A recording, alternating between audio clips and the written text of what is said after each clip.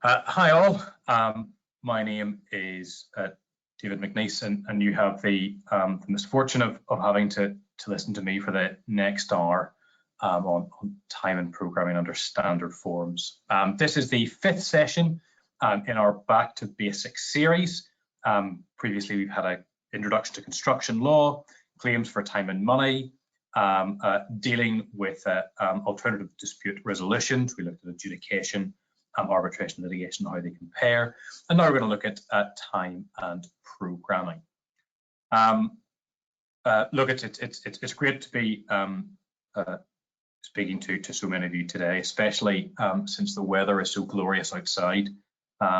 Just goes to show the need to get the CPDRs up as soon as possible. In terms of our session today, we're going to look at programming under the NEC. Whilst we look at time and programming under standard forms, we don't need to look too far to find what is ostensibly the most onerous, if you can call it that, contract with regards time and programming obligations and commitments. We look at this through the NEC lens of the program being a project management tool and what that means in practice. We're going to look specifically at what the program must entail and the revisions of programming. So essentially what to do and what not to do, and we'll look at a few tips in that regard. We're then going to compare the NEC with the JCT and the FIDIC forms when we look at the programming obligations, and then as they compare to the starting, delivering and completing works on time.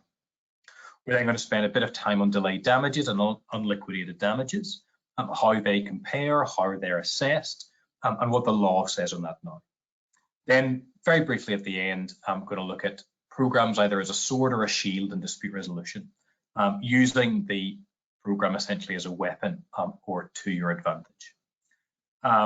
Through the session, there is going to be a little text box, so hopefully in the right-hand column, and this is the most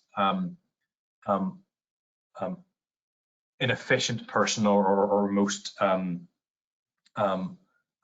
useless tech-savvy person describing what it is to do. But essentially, you should see on the right-hand column a questions box. There, look throughout, the plan is ask questions, and as they relate to anything we're discussing, we'll go through those time permitting.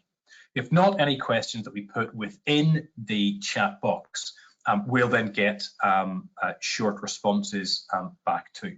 So they're going to be sent across, and then those answers should be sent out. A copy of the slides are going to be made available as well for those that attend, and there can be a recording of this session on request as well. So if anyone suffers from insomnia and wants a bit of help putting themselves to sleep at night, they get to relive this and listen to me again. But getting started now. As I said, we're going to look at the most onerous contract with regards to programming obligations. We start with the consequence of failing to issue a first program for acceptance. This is the first program that will be submitted after the contract date. Contract date defined in the contract is the date the contract came into existence, not the starting date, which is an identified term, so in italics, in the contract data. So we'll find that in contract data part 1. If there is no program contained within contract data part 2, the information, the schedule and tender submitted by the contractor is to submit a program within the time stated in the contract data. If they do not submit a program worthy of acceptance or that the project manager can accept, or if this is a plan for a term service contract or a program under a professional services contract, the same rules apply. The project manager or service manager shall deduct or essentially retain or withhold payment of 25% of the price for work done to date. So essentially, in your amount due, you will claim the price for work done to date, which is different depending on the main options you've chosen. The consequence is fairly significant, a quarter of the prices. And this retention is not optional. It is to be deducted. It does not say the project manager may or can. It says the project manager or service manager shall retain. 2 points on that. It is a retention. The amounts retained must be repaid whenever an accepted program exists. The retention only exists for the first accepted program. So whenever there is an accepted program, the 25% retention won't exist for other revisions to the program that aren't submitted. Essentially, it is only for the first program in order to establish that. There is also a way in which both parties can benefit from the failure to retain. And looking at this specifically now from a contractor's perspective, if the retention has not been, or the monies have not been retained, the quarter of the prices have not been retained, it can be said, or it can be argued, that there was a program worthy of acceptance. Because the clause in 50.5 or 50.3, if we're talking about the NEC3, is not optional, it can be inferred, or there can be an argument of waiver that the client or the project manager is not able to avail of this. So let's say 6 months down the line, the project manager realizes that there was no first accepted program, and there still is no accepted program. Can the project manager then at that stage be able to retain those amounts, potentially to put leverage against the contractor? Well, arguably no, because either the project manager will have waived that right, or it is inferred that there was a program worthy of acceptance, that program being submitted. Now be aware that this will only apply if there is no program identified within contract data part 2.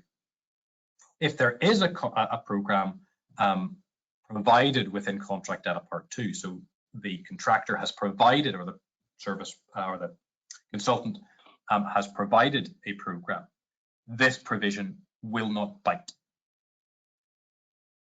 We'll come on to this later, but remember that the requirements of a program as set out in clause 31 do not necessarily apply in the same way for a program submitted within contract data part 2.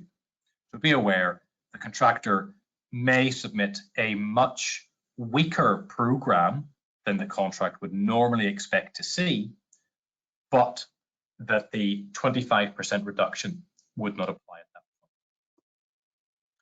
point. Now, looking at what the program requires under the NEC. And again, same rules generally apply whether this is a contractor program or a plan. It is a very robust and laborious, onerous, potentially, contractual obligation. There are 17 items to be shown within that program. Now, very quickly going through, there must be provisions for float, time risk allowance, health and safety requirements, procedure set in the contract, dates when, in order to provide the works in accordance with the program, the contractor will need access, acceptances, plant materials, and other things that be provided by the client, information from others. And also, beyond all of these, there must be an operational statement of how the contractor plans to do the work, the principal equipment, and other resources which will be used, other information which the scope requires, and the program has to be issued for acceptance in the form stated in the scope. This is a new requirement within the NEC4, largely because there were issues caused whenever contractors were providing program programs in PDF format and not in their native format, either as a P6 program or using Microsoft Project or Primavera, that the program itself could be manipulated, or the program itself could not be properly interrogated. The program under the NEC, and why it is so onerous, shall we say, is because the NEC program is the primary project management tool. Everything revolves and relates back to the program. If we're using an option A or an option C, for example, an activity schedule is seen as a bit of tracing paper that we put over the program. The activity schedule is how we'll manage cash flow. The program is what actually tells us what was done, how it was done. And this operational statement allows any project manager, when interrogating the program themselves, to understand what was critical, what float existed, and where certain plant equipment or materials were actually going to be used. This is so claims for disruption and prolongation cannot be inflated.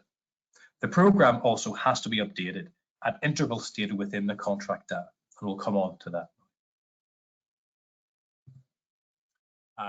As we said, it is much more than a program. It is the project management tool and the primary project management, especially for the NEC contract, which is a process-driven contract. It is incredibly important to get this program and get this program right.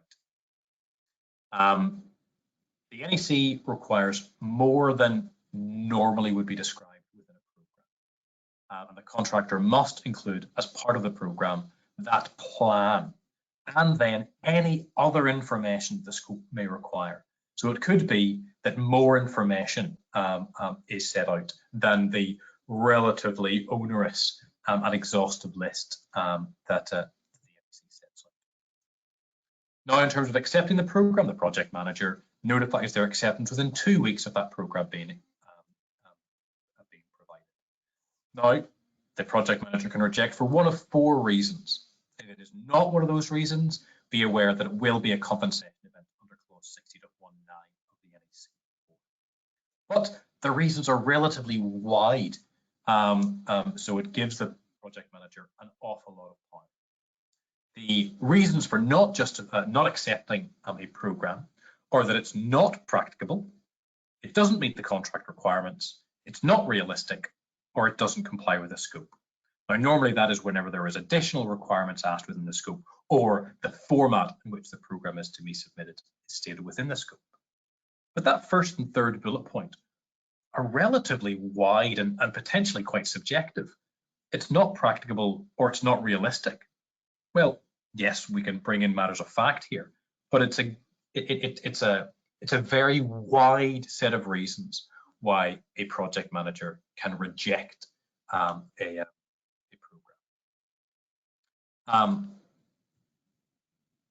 In the contractor submitted a program, and the project manager elects not to accept it, the contractor then must resubmit the program. They must do it within the period for apply as stated in the contract data. Normally we're talking about 2 weeks. That tends to be standard, but not always. And the project manager must give reasons. Now, there are justifications, reasons why, but the project manager is also under an obligation to help the contractor understand why it was not accepted and how those changes can be made or how they can be adopted. If the project manager gives those reasons, the program is to be changed to take into account those reasons. The clause under 31.3 and then read in conjunction with clause 13.4 doesn't allow the project manager to reject just because completion is shown after the completion date. Now, it may show that it's not practical or not realistic, that at least could be argued, but it's not an express reason that just because the completion date is after, because it could be realistic that the completion date will be after the date stated for completion under the contract data.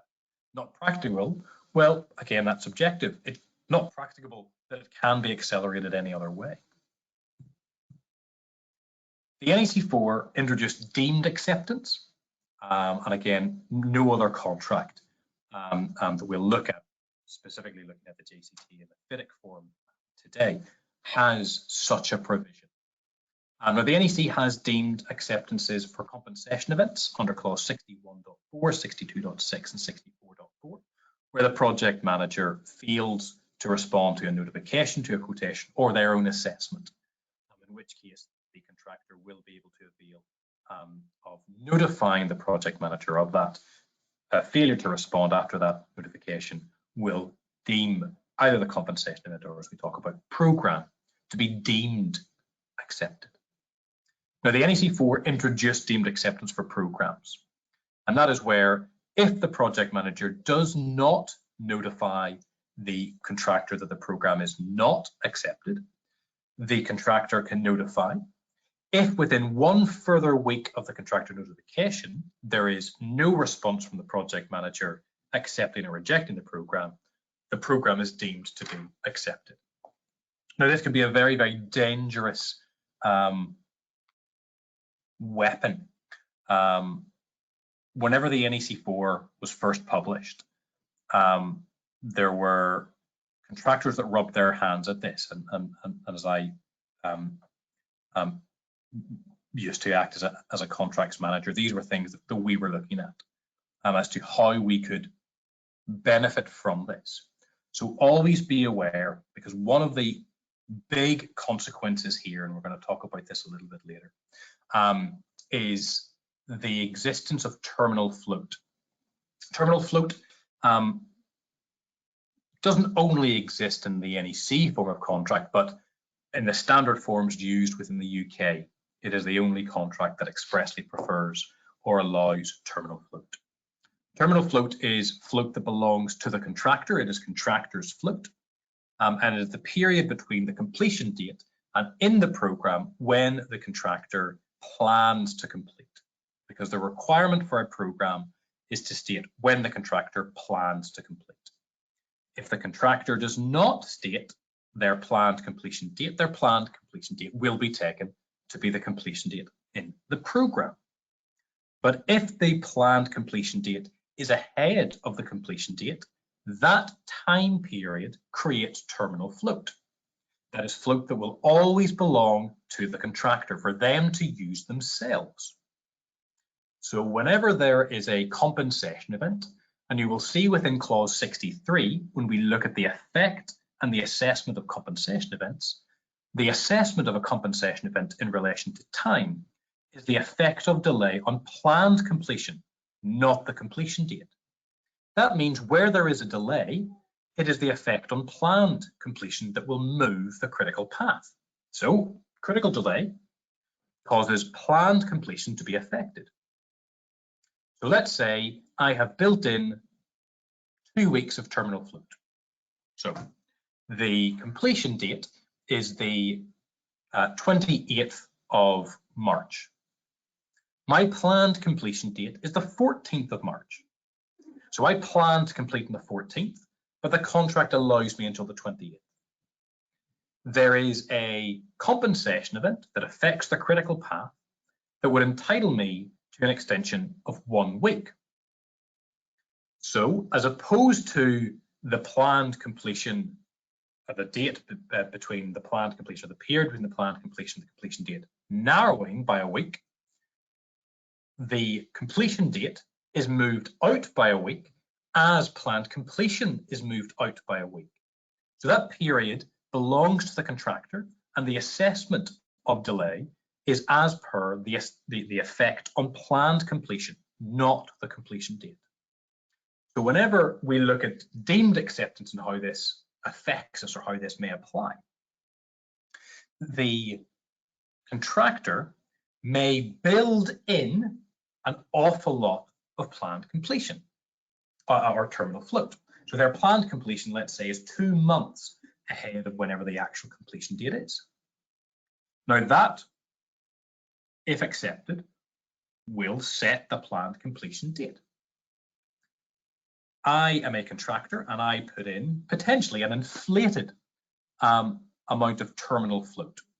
So I say 2 months ahead of the completion date, that's when I believe I'm going to finish the works. I know the project manager is going on holiday, so I issue the program for acceptance and I don't receive a response. Well, I will notify them within 1 week thereafter if no response is received. That period of terminal float is mine. I notify a number of compensation events, and the effect of that delay potentially entitles me to 2 months of my prolongation cost, the preliminary cost that I would automatically be entitled to, because I am on site longer than I would have been.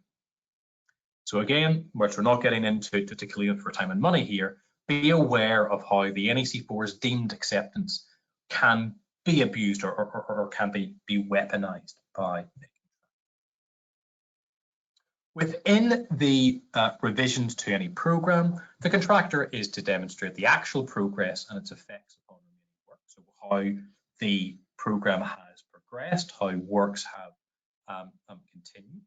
Where there are any delays caused, whether they are caused by me, the contractor, or by you, the client, I still have to mitigate those delays. So even if I haven't caused the delays, I have to show in the program how I'm attempting to make up any lost time, or how I'm going to correct any defects that have been notified or that have not, and any changes that the contractor proposes. Now, the times in which the program has to be revised is within the period for apply whenever the project manager is instructed, whenever the contractor chooses to, and at interval stated within the contract data. There is actually a fourth instance whenever a program may need to be revised, and that is if a compensation event affects the time for planned completion, or there is an effect on the program itself. So potentially we have 4 instances in which a program has to be revised. So as stated in the contract data, normally we look at that between 4 weeks, but it depending on the complexity of the project or how important time in programming is, it could be every 2 weeks, every fortnight. The project manager also may request that a program is updated, and the contractor can do it themselves.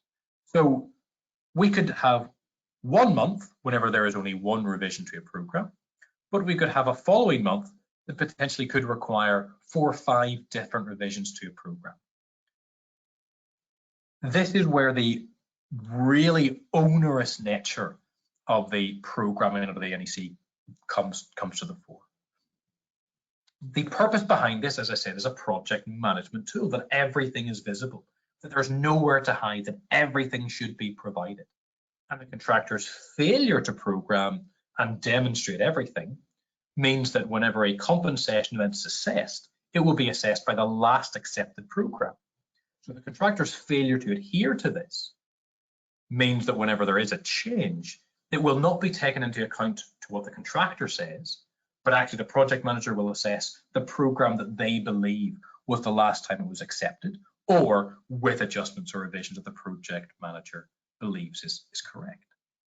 It is incredibly onerous whenever we look at that from a contractor's point of view, but also from a project manager's, in terms of their ability to continually assess and revise. And it is one of the things that most people struggle with whenever using the NEC form for the first time. It is moving away from a relatively flexible way of programming to putting into a really rigid regime.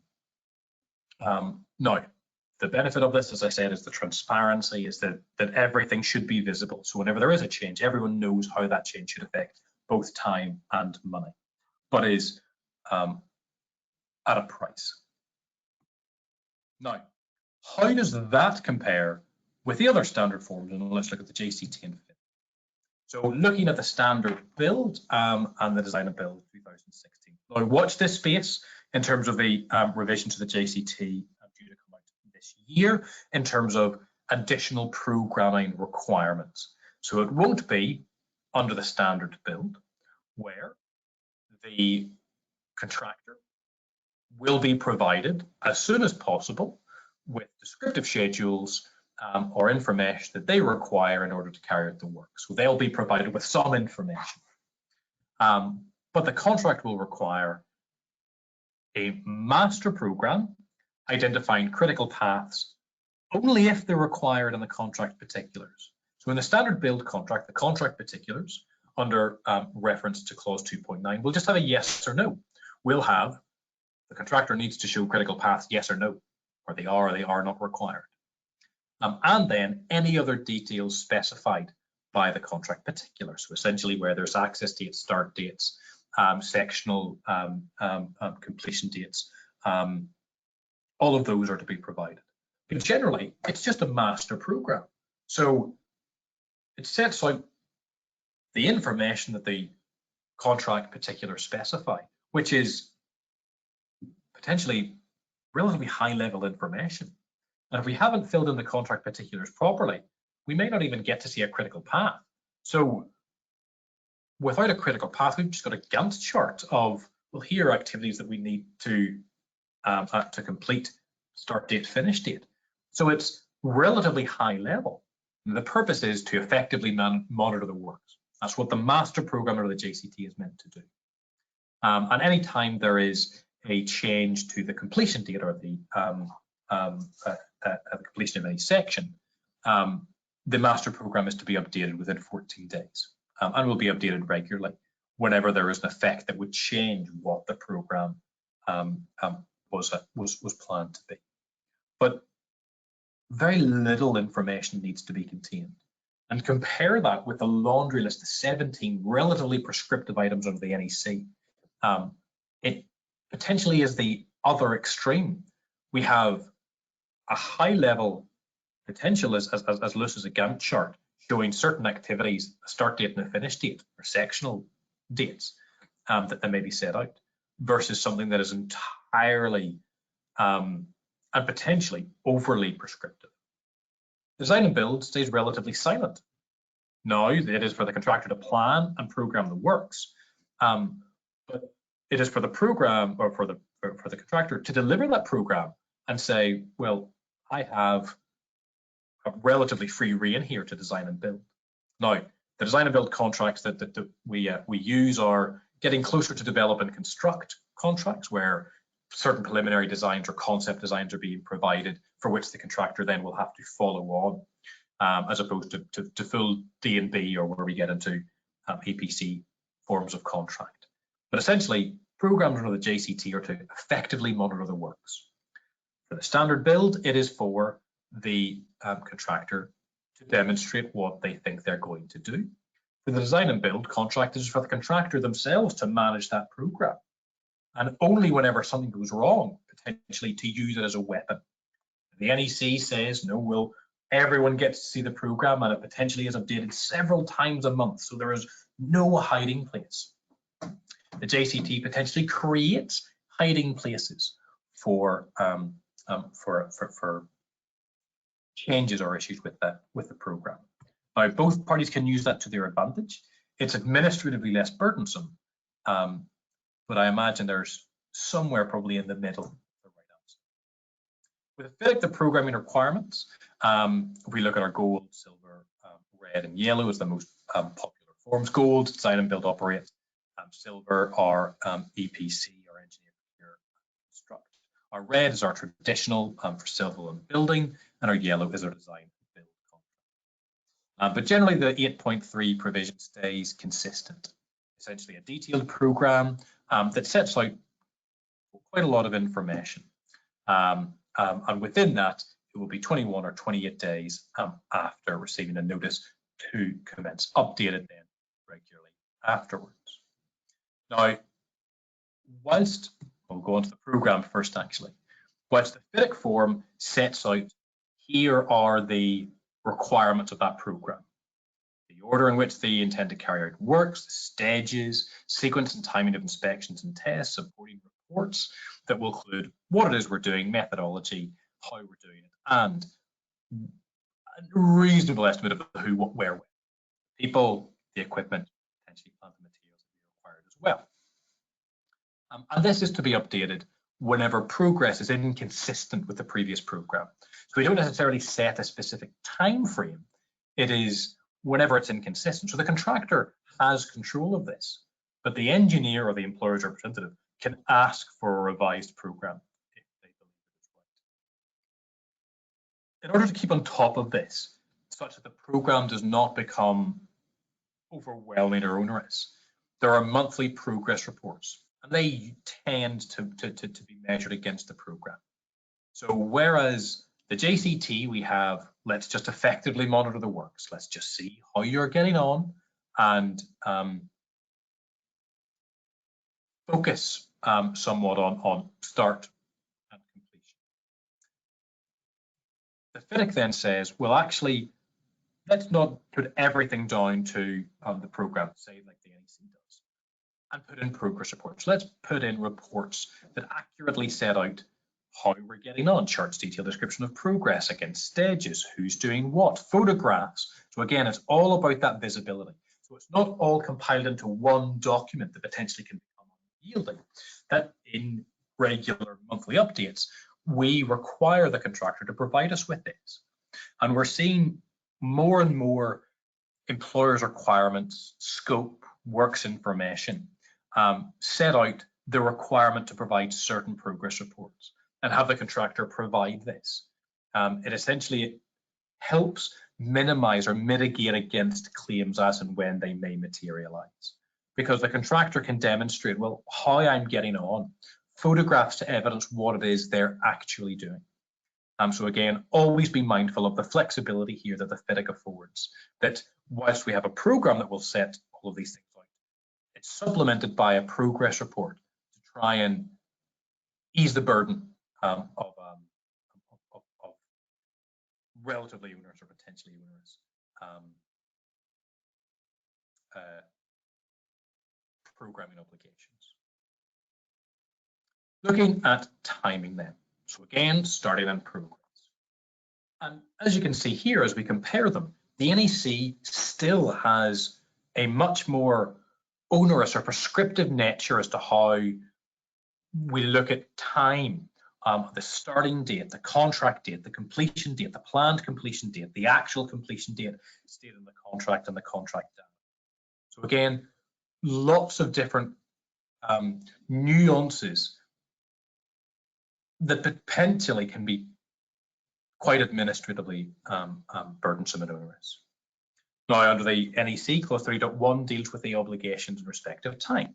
You don't start before the access date, or work can't start on site before the access date.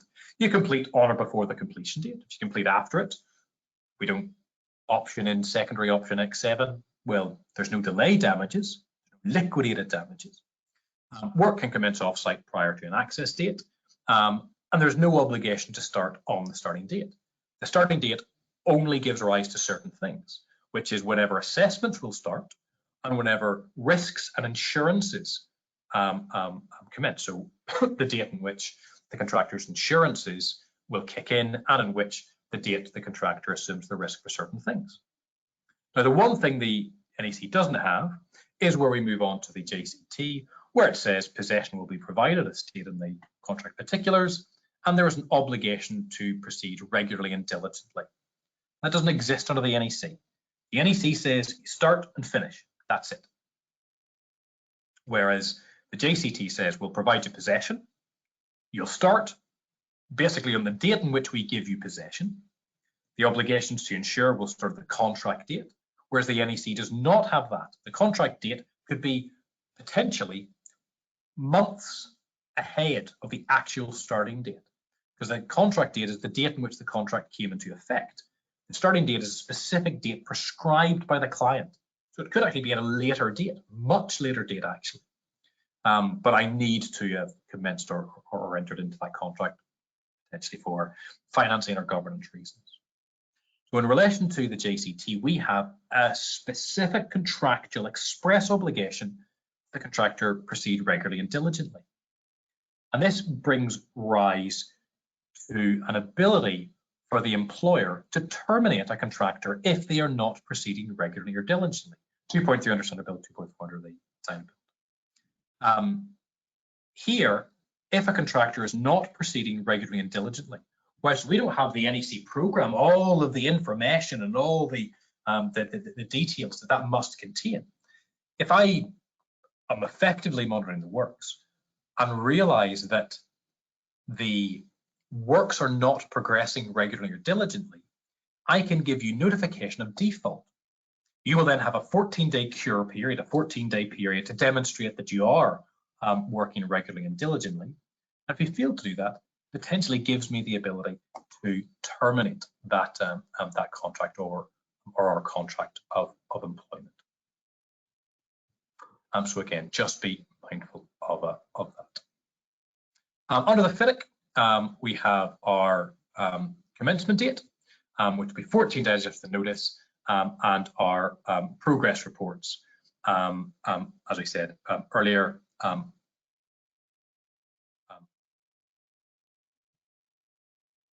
updated to provide all of this information.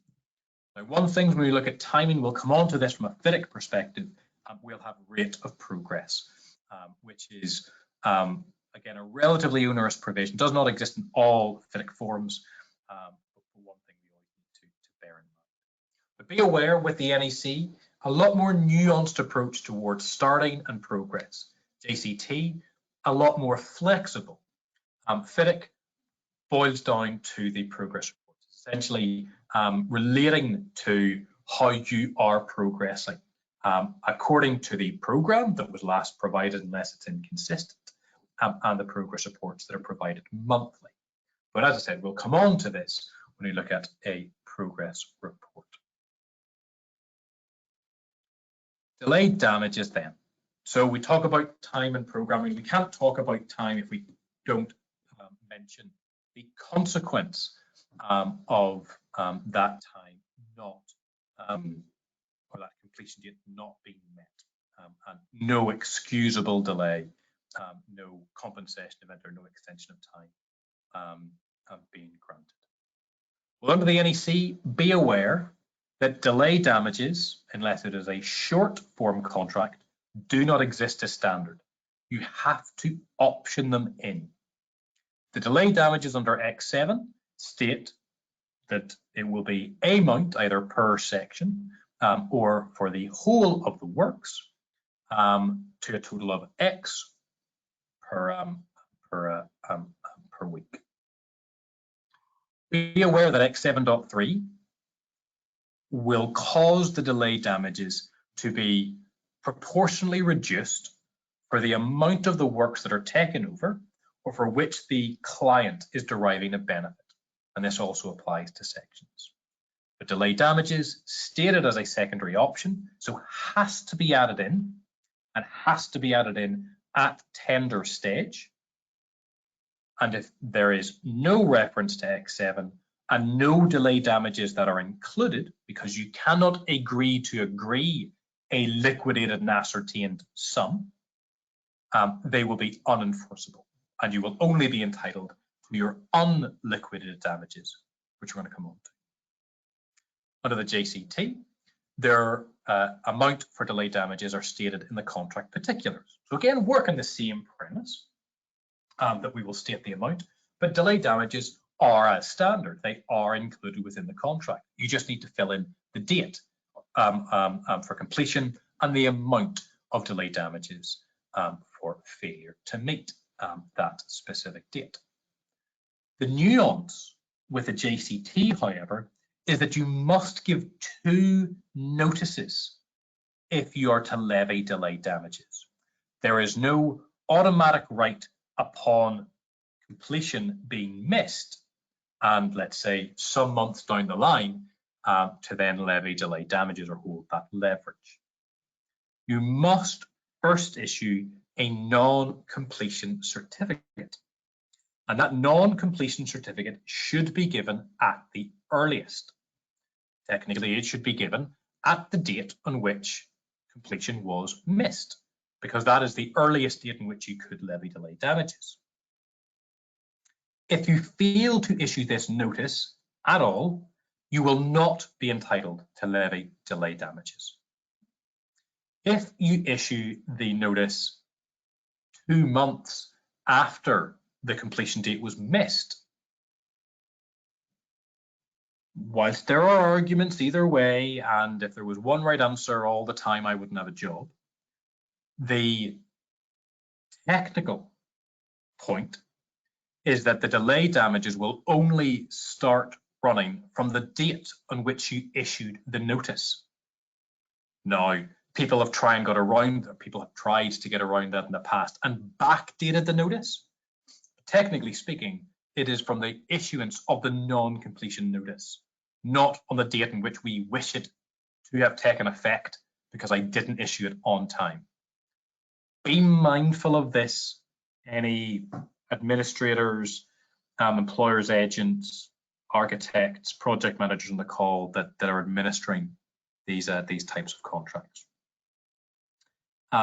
It potentially is a failure of your obligation to manage the contract if you failed to issue a notice of non-completion at the time.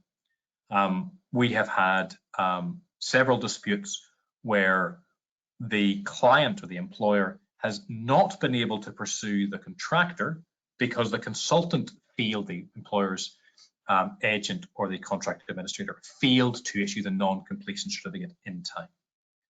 If in doubt, issue it. The second notice then is the notice of your intention to withhold or deduct those delayed damages. It does not need to be anything more than a pay less notice or a payment certificate. That's the second notice. What constitutes a second notice does not need to be a notice to say, and now I'm going to in the next certificate. A certificate will suffice. So we have case law that supports that. Belt and braces, you can of course give 2 separate notifications, but you issue that notice upon the first instance whenever you will intend to withhold or deduct the delayed damages. Why the wording is withhold or deduct? Because it is deducting that money, you're not withholding. Withholding suggests a retention that you potentially could give it back, is because there may later, through dispute resolution or through some other mechanism, be an extension of time. That extension of time then may increase the date for completion. If that happens, you will have to give a new non-completion certificate to be seen. This will also apply for sections, and as with the NEC, as opposed to expressly stating X7.3, the proportional reduction, there will also be a proportional reduction for partial possession, which is essentially the equivalent of early takeover or partial takeover. With a FIDIC, again, much more straightforward, and I suppose as we would normally use delay damages, how we would traditionally have used delay damages before standard forms became very complicated. It's stated in the appendix per day what I'm going to levy if you're late. 8.7 sets out the procedure that upon you being late, we have the ability that we can either set off the amount from amount you claim, or we can claim the money from you. The FIDIC also encourages a damages cap, a limitation, a limit as to what the damages will be, but it does not need to state one. It is for the client to decide whether or not it will or will not agree to a damages cap. And that's delay damages under contract. Delay damages under law, very, very quickly. Delay damages are liquidated or ascertained damages. So they are liquidated, they are capped, there is a limit. It is £5,000 per day. It's not more than that, it's not potentially less than that. It is a liquidated damage. It's capped, it's liquidated, it is an amount that we have set. Ascertained means we've worked it out. We've ascertained what that amount is going to be. And damages mean, the rule of damages, that they are to compensate. They are not to negatively incentivize or put one party in a worse position. They are only to compensate loss that has been incurred. And that is where we come to with what was for 100 years the test for delay damages, or any damage that's not a penalty. And that is that they are a genuine pre-estimate of loss. created or formed at the time the contract was put into place. So I can't retrospectively say, oh, well, there could be more, or I can't have an agreement to agree, or I can't just pluck a number that seems, oh, that'll turn them off. There has to be a genuine ascertainment. It has to be an estimate of what the loss will be, because again, it's about loss, not about punishing the contractor for being late. It's about compensating me for the loss I've suffered. Now, loss does not need to just be loss insofar as actual direct loss. There can be loss of amenity, there can be loss of opportunity, so loss of use, loss of enjoyment. There could be indirect costs, so I have to employ consultants or direct employees more, or they have to get more resource onto a program or a project. And because of that, here is a loss that I am then building up. So as long as we've put those thoughts in place, it is unlikely that that those amounts will be struck out as being penalties. The law changed slightly after about 100 years, looking at whether or not for a penalty there is a primary or secondary obligation. So what are these damages actually relating to? Are they proportionate and not unconscionable? Essentially, looking at them, they just seem an awful lot and I can't really justify them. But if I can justify them, it is unlikely that they will be held to be a penalty and will be enforced. And we look now at the two cases, if ever you need to cite or rely upon. The case we'll look at that changed the law was a joint case in the Supreme Court in 2015, Cavendish Square Holding and Parking I and Beavis. We'll look at Parking I because it's much more interesting. This was a 50 quid parking fine that somebody did not want to pay because they did not believe that the party levying that fine would have actually suffered the loss because it was parked in a bay overnight without a timestamp. This went all the way to the Supreme Court, so through the Court of First Instance, the Court of Appeal and the Supreme Court over a 50 quid parking fine, and they lost because it was held that it was not disproportionate and it was not unconscionable. And it could have been argued that that loss could have been suffered, even though we don't necessarily need to demonstrate that the loss was direct. We then moved to Alfred McAlpine and Tilebox. Here, where Alfred McAlpine were a contractor, and their delay damages were in and around 57,000 pounds, 55 to 60,000 pounds, say. They were 57,000 pounds a week. The project was delayed 2.5 years. Those that are very quickly counting on their hands, in and around about £5.5 million worth of delayed damages were being levied. So obviously this was then argued that this was clearly a penalty. And the courts went through this test and said, well, actually, I could just about see the justification for that amount because there could be loss of revenue, loss of opportunity. And commercially, guys, you agreed to this. If you had a problem with it at the time, you should have raised it at the time. You could have negotiated. You should have to sign up to this contract. So again, always be aware that just because the delay damages seem so high and potentially could wipe out not only any margin, but actually the contractor could make loss on this project, doesn't mean that they are a penalty. So Alfred McAlpine and Parking I and Beavis are the two cases that if you want to cite to give you a bit of a steer on this. Now, what happens if the delay damages don't apply? And what's the alternative? So let's just say the delay damages are kicked out, or I didn't put in the delay damages that I was meant to.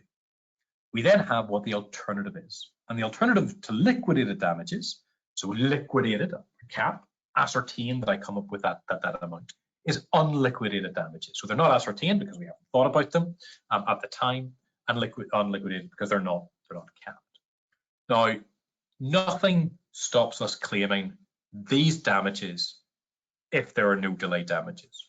We cannot, however, claim delay damages and unliquidated damages on top of what that cap amount is. So if the liquidated damage we say is £1,000 a week, and it turns out that we've actually lost £2,000 a week, and that result is specifically because of delay, tough luck. We have capped our ability to compensate or be compensated for that delay by that amount. Now, unliquidated damages are proven loss, so we need to show that we've actually incurred that loss, or that we are actually going to incur that loss. We don't have to have paid that money out, but we need to demonstrate that we will pay that money out, or that it is incredibly likely that we will. The other difficulty is that the burden is on me, the client, the employer, to show that I am going to lose that amount. Whereas with liquidated ascertained damages or delay damages, I don't need to do that. I've already done it. I've done the work before and you've agreed to that amount. And the principles of general damages apply. Was it too remote? So was it too far removed from the consequence of my delay? Was it actually foreseeable? Did I think this was going to happen? Was it in the party's reasonable contemplation that that loss could have arisen from my delay? So can I demonstrate that yeah, I probably should have seen that that delay may or may not have happened? And again, as we go back, these are to compensate. This is not to punish anyone. This is only to pay back the loss that I have incurred as a result of somebody not ultimately doing what they should have. And finally, the last bit that we'll touch on before we close today is using the program to your advantage. Now, first thing we need to consider is whether or not the contract or the program is a contract document. If the program is a contract document, so from a client's perspective, the benefit of having a program as a contract document like the NEC is that things will flow directly to and from it, that there are consequences of failures to provide that program, that we can potentially retain 25%, that we can leverage certain obligations or put ourselves in a better negotiating or contractual position. The freedom and flexibility of not having it as a contract document, though, is something fairly positive. It allows the flexibility that we don't need to administratively be burdened by the program, or all that it will actually require us to update. It will cost less money to administer the contract on that basis.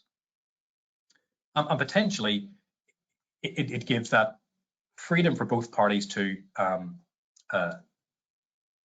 rely upon their own information, as opposed to using one master program that we may just accept to get over the line. The consequence, however, of not having it as a contract document is that the contractor may be able to use the program as a weapon themselves, as they, the contractor, are the ones managing the program and essentially only allowing effective monitoring the work. And knowing that I do not need to provide the program in any native format means that this program can't be interrogated. So whenever it comes to any form of dispute resolution, I can rely upon the program that I'm presenting as potentially the only project program. And in disputes will cause an awful lot of money to the employer or the architect or the administrator to instruct experts in order to unpick the actual delay. It also potentially makes it impossible to do certain types of analysis, like time impact or window analysis, where we're looking at certain periods within the program, because we're all using different information or different pots of information, whereas there's not one consistent program that was set throughout. We come in then to our float, and again, who owns the float? Now, again, potentially using the program as a weapon or a shield. In terms of who owns the float, generally project float or free float belongs to the project. It's whoever gets there first. It is only under the NEC where we have terminal float that will belong to the contractor. Likes of time risk allowance, the period between the best case of doing something, the most likely case of doing something, and the difference between that is time risk allowance. That period belongs to the contractor. The contractor, if they don't use the time risk allowance, can be added to terminal float. If they do use it, it's theirs to use. It's not free float. It's not for the project. It is the contractor's to maintain. So again, not having the program as a project document or using the program potentially as a shield or a sword is understanding who owns that float. But generally speaking, unless float is terminal, it is used by whoever gets there first, and ultimately is said to be project float. It is for both culpable and excusable delays. Culpable where it's my fault, excusable where it was not my fault. And unless the project or the program specifically sets out otherwise, or the contract specifically sets out otherwise, whoever gets there first. Whenever you look at using the program as a sword or a shield, it's obviously whenever we are in a potential argument or we are in dispute, we're in some form of dispute resolution. And with that, we can look at many other different forms. There's a dozen different ways that we can analyze programs. But we look at time impact analysis when certain things have been impacted, or window analysis, we will take snapshots of specific times. Or what is potentially the court's preference, the as planned versus as built. What I was meant to do, what actually happened. Why is this attractive? Because it goes back to first principles. You were paid to do X, Y happened, and now the result is Z. So first principles. What was it that you were asked to do? What was it that happened? What changed? And the as planned versus as built shows that. It shows, well, what we planned to do. And now we will retrospectively be able to go back and look at where the events caused critical delay. Now, the difficulty with this is that does not necessarily align with certain programming types, the likes of the NEC. Does not let or should not let the program or the contract to finish before we work out what the right answer was. Now, the court has said we are open to all analysis, and most recent decisions on concurrency have showed that, well, actually, the analysis that explains most accurately and is better placed to demonstrate the facts, that's what the court will favour. Traditionally, people have said it's always been the as planned versus as built, and to be honest, it will always have its place because it goes back to first principles. It unpicks this so neatly. But the court has said it's the right analysis, not just planned versus built. The other thing we always have to consider whenever we're using a program is, who are we convincing? Is this at contract level? Is this a project level? Or are we convincing an adjudicator or a judge or an arbitrator? And again, considering that, it's the amount of analysis we need to do. And potentially window analysis or time impact is better to demonstrate what happened on the ground. We also need to consider what program we are using. And very finally, the last thing we want to touch on is the distinction between disruption and prolongation. Now, normally we have claims for delay, and often we have this being abused by contractors, where they are double claiming essentially what are prolongation costs and disruption costs. Disruption at its bare bones is the method, the order, the sequence, or the manner in which I was doing the work cannot happen as was planned.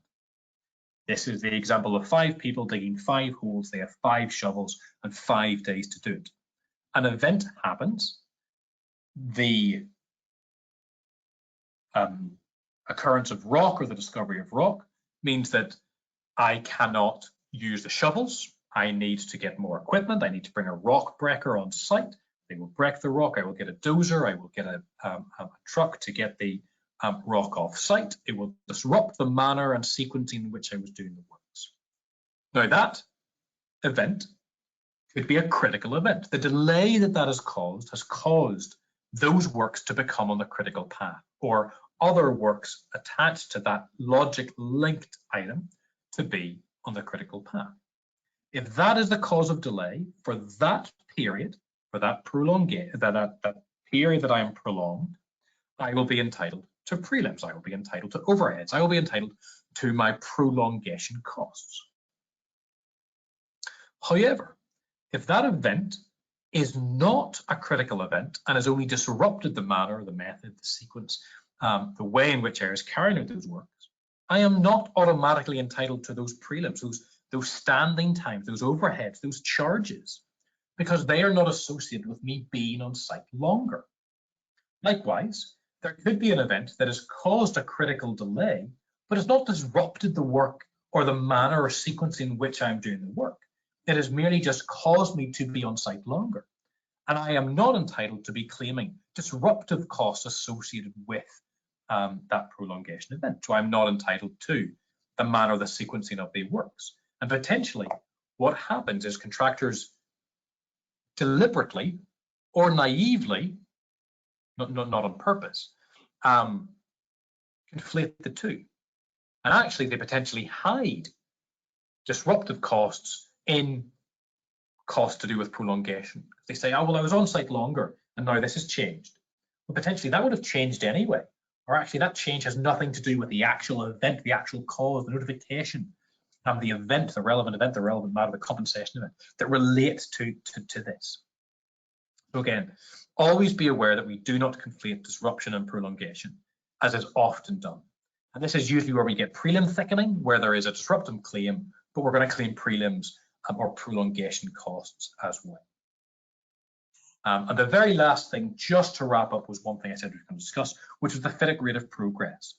Not occurring in every FITIC contract, but be aware the FITIC rate of progress is where the engineer, the employer's representative, realizes that the program is not meeting the period stated within the program that was submitted. The engineer, the employer's representative, has the ability to request from the contractor a revised program.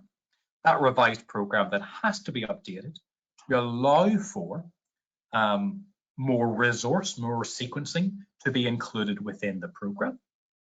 And the contractor must, upon that program being accepted, incur those costs of resourcing. If the contractor fails to do that, the client, the employer, is entitled to employ third parties to assist in order that completion can be met. So this is where acceleration under the JC to the NEC is bringing the completion date forward. This is where we actually can force the contractor to ramp up the works. We're finding this more and more common now in other standard forms. It tends to exist under FITIC yellow, silver, gold, not always in yellow, it's standard and silver. But we're now starting to see rate of progress clauses being added in time and time again. So that finishes at the session. Again, it's said the 5th session now in the back to basics. Hopefully no one has fallen asleep and the session was helpful. Look, thank you very much for participation and attention. And as I said, the copy of the slides and recording can be provided on request. Thank you very much, and everyone have a good rest of the day.